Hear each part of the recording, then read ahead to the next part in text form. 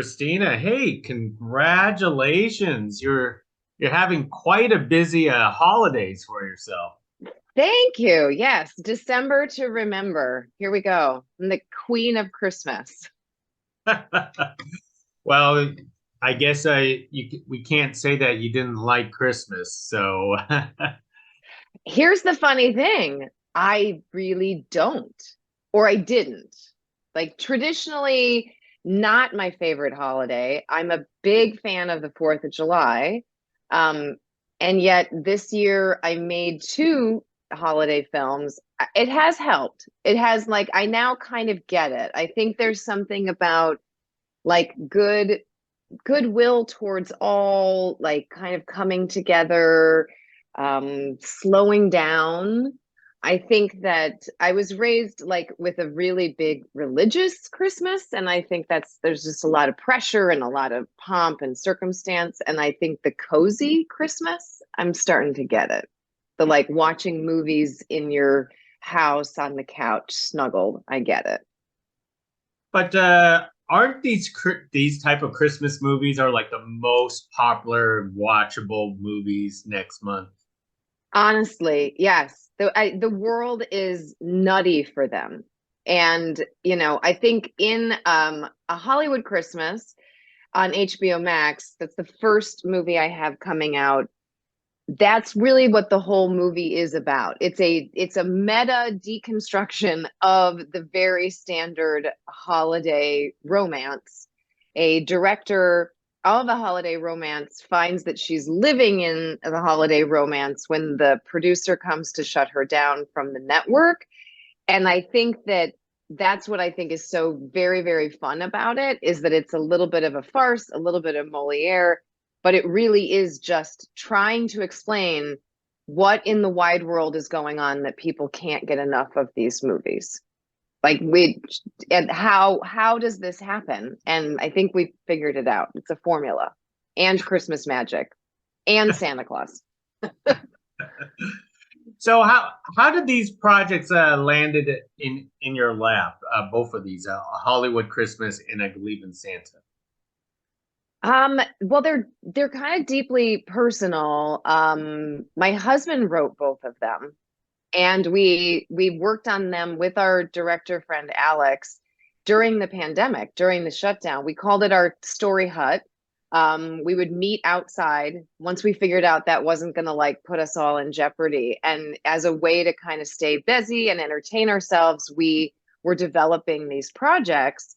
And we've been lucky enough as a company to have a long-standing relationship with Warner Brothers. And so they came at us and said, "Do you guys have any Christmas movies in the drawer?" We were like, "Oh, yeah, we do." So yeah, I don't know. Maybe we were witches. If of the three of us, I'm definitely the witch. The two boys are a lot more like sincere and like creative. Maybe I was conjuring like, once this is all over, we're gonna go make Christmas movies, guys. Now, the company you're speaking of that you're part of is ESX Entertainment because I think they do more Christmas movies if I recall. Like the popular one is like the California Christmas that just blew everyone away a couple of Yes. years ago. Yeah. Yeah, no, we have four, the company, ESX has four Christmas movies this December. There's three on HBO Max and one on Netflix. The Holiday Harmony is brought to you from Lauren Swickard, who was the creator of A California Christmas. A Hollywood Christmas has Josh Swickard as the lead. He's from A California Christmas. And then we have A Christmas Mystery, which is also on HBO Max, which my husband also wrote, and Alex, our friend, directed. Yeah, I mean, are you getting? We're like a Shakespearean troupe or like a Renaissance fair troupe. It's like we all make plays in a barn and keep like rotating around each other in a creative. Maybe it's a circus. Maybe we're a circus. We're like a creative circus troupe. Wow. So this is some kind of like all you folks are like one huge creative team, and you guys Yeah. just like loan ideas and bounce ideas and being part of each other's movies back and forth. Yeah, I like that. Yes, it is a gigantic creative team, and I mean, it's funny though. I say gigantic. There's probably only like 10 of us total. Um, but we are all really, really, really good friends, and we're all wildly supportive of one another. And there isn't, I mean, it's funny because, I might produce something, Ava Retke will produce one, Lauren will produce. We all watch each other's movies. We all give each other notes. We all help with suggestions. We all like call in our friends and favors to be in it. So I think we all feel a little bit of ownership over all the things that we do. Most excellent. Well, let's talk about the one that is coming up first, which you produce is a Hollywood Christmas. Hmm. Obviously, that, as you indicated, that's a meta story of someone making a Hollywood Christmas film. Um, all of this, was this in a huge cooperation of, was this on the backlot of WB? I couldn't tell. Ooh. Yes, indeed. I mean, there's Easter eggs all over it. Yeah, we spent a lot of time at Warner Brothers. They were very, very good to us.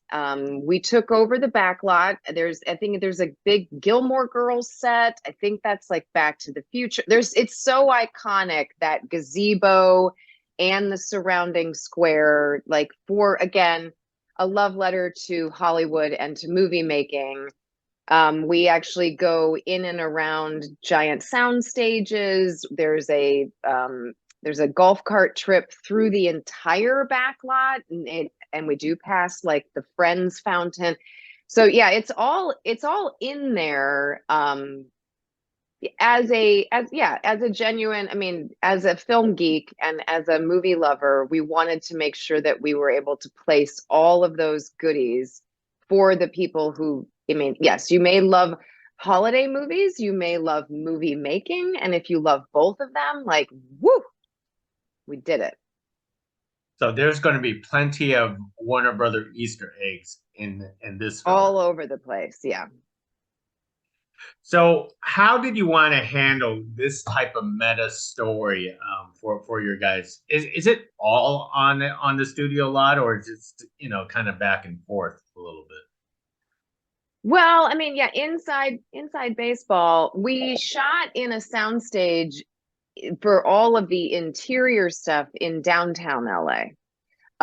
It was a place that, again, it was during COVID, so it was a lot less populated, and we were the only ones in the soundstage. So when you watch it and you're like, oh, there's the cupcake store or the ski lodge or the office, all of that was done in one location. And then all the exteriors, we did go over to the back lot, and we owned the back lot of Warner Brothers for a week or two. And how was your experience on producing a film like a Hollywood Christmas? I mean, it must have been really meta for you. Oh yeah, it was very well. Here's a funny, like you got even more meta. So part of my job as a producer is script development and casting. So now we have a studio giving us notes about how the studio gives notes to the director, to the actual writer. And there were times when my husband would purposely put in, like, hey, it's a note from the network and we may not agree with it, but we just have to do it anyway, to see if the executives would know that we were goosing them from inside. Yeah, oh boy, it folded on itself every single day. that that is ludicrous. That is crazy in so many different ways. Can't wait for people to check this film out because it looks adorable. It looks hilarious. I think it's good, clean fun. It's good, clean fun for the whole family. And I actually think it's very funny. We got to do a screening premiere and invite all the cast and crew and actually be in a theater with 200 people. And I was pleasantly surprised because all the stuff that I thought was funny really played well, but there were tons of other bits that got laughs. And so I feel very confident saying you will enjoy yourself. Most excellent. Now, of course, we have a second film which this time you star and produce, I Believe in Santa, which is coming out in more than a couple weeks from now on Netflix. But this kind of ties to your real life, like you indicated at the beginning of this interview that you didn't like Christmas. There's anything that my husband writes is going to steal from our lives. I mean, our poor kid, like anything she's ever said, thought, did, in some way, it's going, you write what you know. And this is loosely based on our relationship all the way around. We met in May at a wedding and had a great big long summer romance. And then in September, he kind of ghosted me, and I found out that he was in love with football. Like a religious experience, like 6 TVs in his living room, the entire house covered in like paper footballs and things stuck to the wall, like he was a first grade teacher. And I was like, ah, God. So that's a little bit of the jumping off point for this movie. I Believe in Santa. Lisa and Tom have had a, summer romance. Everything's going really well. She hasn't heard from him in a little bit and goes to his house, and his house is like it's like a Macy's Day parade of Christmas, or like I grew up in Chicago and people would go to the Marshall Field's windows. Like that was a big tourist destination to see the animatronics and see the Santa Claus. And Cooper, who is our production designer, does not disappoint. That particular apartment, I mean, I think there were like 36 boxes of Christmas swag, antiques, things that move, things that light up. And so I think that really what I'm most proud about in terms of that film is that it is silly, it is funny, it's a rom-com. It's about, how does a couple get past an obstacle? But it really is about how do we find kindness and love and acceptance for people who believe different things than we do. And I think that it was written during a time of a lot of social unrest. Sadly, we're not done. So the message still is super relevant, but it's just about, it's using a 40-year-old virgin, using a grown man who believes in Santa Claus as a metaphor for how to love people who think and believe different things than you do. So it was probably answered in the movie once we actually watch it, but how did you overcome his obsession for football? Oh, right. Well, I mean, I think you kind of have to give a little. He still is totally obsessed with football. He still has, like 2 or 3 fantasy leagues in bed, and like Sundays are lost to his football watching. He's no longer allowed to decorate our home in any way, shape, or form. I am in charge of the aesthetic. And then I think in terms of just life, when we got married, there were just all these kind of like older single guys that were still able to hang out. And one by one, they all got married. They all had kids. And there is no more time, nor is there a wife on the planet that just is like, no, great, take over the living room for 6 months and watch TV with your friends farting on the couch. That's not the right vibe. So I think a little bit, we met kind of in the middle. I still don't like it. So there was no like converting me to it. No, I was gonna say that is beautiful. It's like you literally live that Christmas, or more of a rom-com in its own way. Yeah. I think every couple probably has those moments. It's just, are they surmountable? I mean, again, like people would laugh and be like, really, you almost broke up over football? And I'm like, if you only knew. It felt like I found out, yeah, he was secretly, I don't know, like a priest or something. It was so aggressively big. And I think that happens a lot. It's just, can you work with it?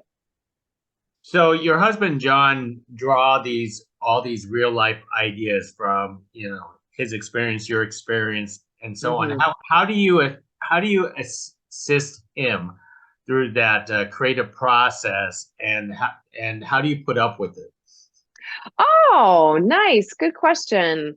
It's one of the things I like maybe most about him, honestly. So it's not hard to put up with.